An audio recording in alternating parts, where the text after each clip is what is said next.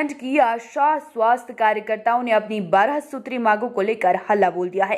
Corona के विकट दौर में जान जोखिम में डालकर काम करने के बाद न ही उचित वेतन और न ही कोई सुविधा आशा वर्कर्स को मिल रही है, जिसके कारण घोषणा के अनुरूप 2 अगस्त से अनिश्चितकालीन कार्य बहिष्कार आशा कार्यकर्ताओं ने शुरू कर दिया है। वहीं अब आशा कार्यकर्ताओं का कहना है कि शोषण बर्दाश्त नहीं किया जाएगा। आशाओं की समस्या का समाधान करने के लिए चल रहे आंदोलन राज्य की भाजपा सरकार द्वारा अनदेखी करने पर पूर्व घोषित कार्य बहिष्कार के चरण में पहुंच चुका है। आशा वर्कर्स ने 1-2 से संबंध उत्तराखंड आशा हेल्थ वर्कर्स यूनियन के बैनर तले जोरदार प्रदर्शन कर जुलूस निकाला और कार्य बहिष्कार हड़ताल शुरू कर दिया है। आशा कार्यकर्ताओं ने कहा, लंबे समय से काम के बदले मानदेय फिक्स करने की लड़ाई लड़ रही हैं। आशाओं को आंगनबाड़ी के तहत मानदेय फिक्स किया जाए और अन्य मांगों पर ध्यान दिया जाए। गौरतलब है कि 23 जुलाई 2021 को आशाओं ने राज्य भर में ब्लॉकों में प्रदर्शन और मुख्यमंत्री को ज्ञापन भेजा था, लेकिन सरकार ने एक नहीं सुनी। 30 जुलाई को जिला मुख्यालय पर प्रदर्शन किया गया, तब भी सरकार के कानों में जूं तक नहीं रेंगी, इसीलिए कार्य बहिष्कार किया जा रहा है। इससे पहले भी लगातार आशाएं 2017 से सरकार बनने के बाद से लगातार भाजपा को अवगत करा रही हैं, लेकिन आज तक कोई सुनवाई नहीं हुई। 1-2 से संबंध उत्तराखंड आशा हेल्थ वर्कर्स यूनियन के व शी-2 से संबंध उत्तराखंड आशा स्वास्थ्य कार्यकर्ती यूनियन के संयुक्त आह्वान पर 2 अगस्त से पूर्ण बहिष्कार कर पूरे राज्य में प्रदर्शन किया जा रहा है। इस दौरान वक्ताओं ने कहा, आशाओं के श्रम का लगातार शोषण सरकार ही कर रही है, लेकिन अब पानी सिर के ऊपर जा गुजरा है, इसीलिए आशाएं अब और बंधुआ मजदूरी नहीं करेंगी। उन्होंने कहा, पूरे राज्य की आशाएं एक साथ आंदोलन में हैं और इस बार आर पार की लड़ाई लड़ी जाएगी। अपने हक और सम्मान की लड़ाई लड़ रही आशाएं एकता और संघर्ष के बल पर अवश्य जीतेंगी। कहा गया कि पहले से ही काम के बोझ के तले दबी आशाओं को मोदी सरकार आने के बाद और भी ज्यादा किस्म के विभिन्न कामों में लगा दिया गया है, लेकिन जब जब काम के एवज में मासिक वेतन का मानदेय देने की बात आती है तो आशाओं को स्वैच्छिक कार्यकर्ता बता दिया जाता है। सरकार ने शोषण करने का अद्भुत तरीका खोज निकाला है और कोविड से लेकर पल्स पोलियो टीकाकरण, मातृ शिशु सुरक्षा, सर्वे, गणना, परिवार नियोजन, मलेरिया, डेंगू की जागरूकता के लिए घर घर जाने तक के सारे काम आशाओं से कराओ और वेतन की बात आते ही सामाजिक कार्यकर्ता के नाम का सम्मान देकर इतिश्री कर लो। नए नए तरीके अपनाकर आशाओं का शोषण अब नहीं चलेगा। आशा वर्कर्स अपना अधिकार हासिल करके रहेंगी। वहीं कार्य बहिष्कार धरने में सैकड़ों आशा कार्यकर्ता मौजूद रही। आपको बता दें, इनकी मांगे हैं, आशा वर्करों को सरकारी कर्मचारी का दर्जा और न्यूनतम 21,000 वेतन लागू किया जाए। वहीं जब तक मासिक वेतन और कर्मचारी का दर्जा नहीं मिलता, तब तक आशाओं को आंगनबाड़ी जैसी अन्य स्कीम वर्कर्स की तरह मानदेय मासिक फिक्स किया जाए। सभी आशाओं को सेवानिवृत्त होने पर पेंशन का प्रावधान किया जाए और जिन आशाओं के पैदल ड्यूटी करते करते घुटनों में दिक्कत आ गई, उनके लिए मुफ्त पैकेज की घोषणा की जाए।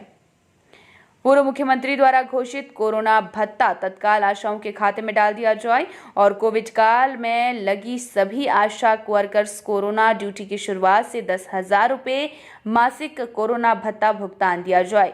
कोविड कार्य में लगी आशा वर्कर्स को 50 लाख का जीवन बीमा और 10 लाख का स्वास्थ्य बीमा लागू किया जाए। कोरोना ड्यूटी के क्रम में मृत आशा वर्कर्स के आश्रितों को 50 लाख का बीमा और 4 लाख का अनुग्रह अनुदान भुगतान किया जाए। ओडिशा की तरह ऐसे मृत कर्मियों के आश्रितों को विशेष मासिक भुगतान दिया जाए।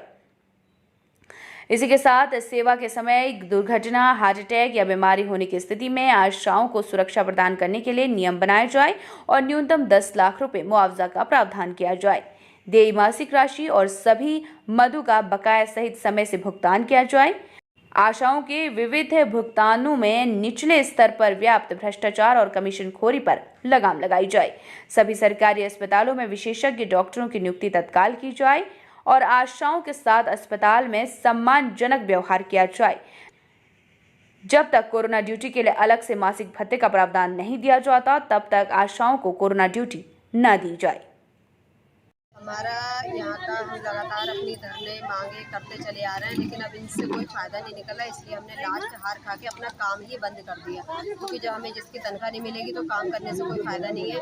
हमने 23 जुलाई को जिला स्तरीय ब्लॉक स्तरीय प्रदर्शन किया, 30 तारीख को जिला स्तरीय किया, लेकिन मुख्यमंत्री जी को हमने अपने हाथ से ज्ञापन दिया था नानकमता में, पर उस बात का भी हमें कोई जवाब नहीं मिला। या हम आपके बारे में सोच रहे हैं, कुछ नहीं सोच रहे, कुछ भी जवाब नहीं मिला। हार खा के हमें आज रोडों पे उतरना पड़ गया। हमारी अनिश्चितकालीन हड़ताल है, जब तक कार्य बहिष्कार रहेगा।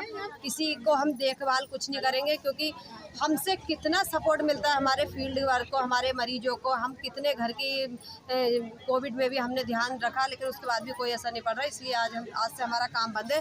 7 तारीख को हम लोग देहरादून के लिए निकल रहे हैं। अगर 7 तारीख से पहले हमारा कोई भी सुनवाई होती है तो ठीक है, नहीं तो हम 7 तारीख को देहरादून में कूच करेंगे। अगर वहाँ से भी नहीं होता तो फिर हमें दिल्ली पहुँचना पड़ेगा। सारे जिले में चल रहा है, पूरे उत्तराखंड में चल रहा है। इसी बात को लेकर मैं सिर्फ ज़्यादा नहीं थोड़ा ही शब्द बोलूँगी कि देखिए, हर मजदूर का टाइम होता है, हर कर्मचारी का टाइम होता है कि इतने टाइम से इतने टाइम तक काम किया जाएगा, यानी कि हर व्यक्ति का। लेकिन हमारा कोई टाइम नहीं है, हमारा कोई टाइम नहीं है। हमें हर टाइम लगना ही लगना है। कोरोना अवस्था में सब लोग की छुट्टी हुई, सब आंगनबाड़ी भी नहीं आई, भोजन माता भी नहीं आई, लेकिन उनका पैसा लगातार आता है। लेकिन हमारा कोई टाइम नहीं था। हमें वो पकड़ा दी गई ड्रेस है, एक तो ड्रेस पहन के उसमें पागल हो जाओ और ऊपर से घर घर जाके चेक करो कि ये नापो कि वो नापो, ये चेक करो, उसके बाद में कोई पैसा नहीं। 8 मार्च को 10,000 रुपये की घोषित किया था, वो भी हमें कुछ नहीं। इसलिए मैं कहना चाहूँगी कि भैया, हमारी मेहनत को देख के इनको मान्य होगी, नहीं तो फिर हम सड़कों पे उतरने के लिए तैयार हो गए। नहीं, हम कोई काम करने के लिए तैयार हैं।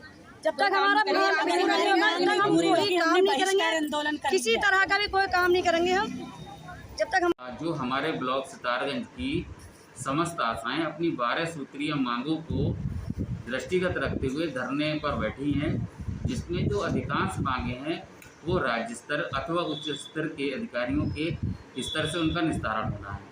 हमारे स्तर पर जो एकाध बिंदु संज्ञान में आया है, जो कि हमारे स्तर से शॉर्ट आउट कर लिया गया है, वो आपत्ति को दूर कर दिया गया। नहीं, देखिए, जैसा मैंने कहा कि इसमें हमारे उच्च स्तर के अधिकारी हैं, उन्होंने निर्णय लेना है, हमारी सरकारों ने निर्णय लेना है, तो इस पर कुछ कह पाना उचित नहीं है।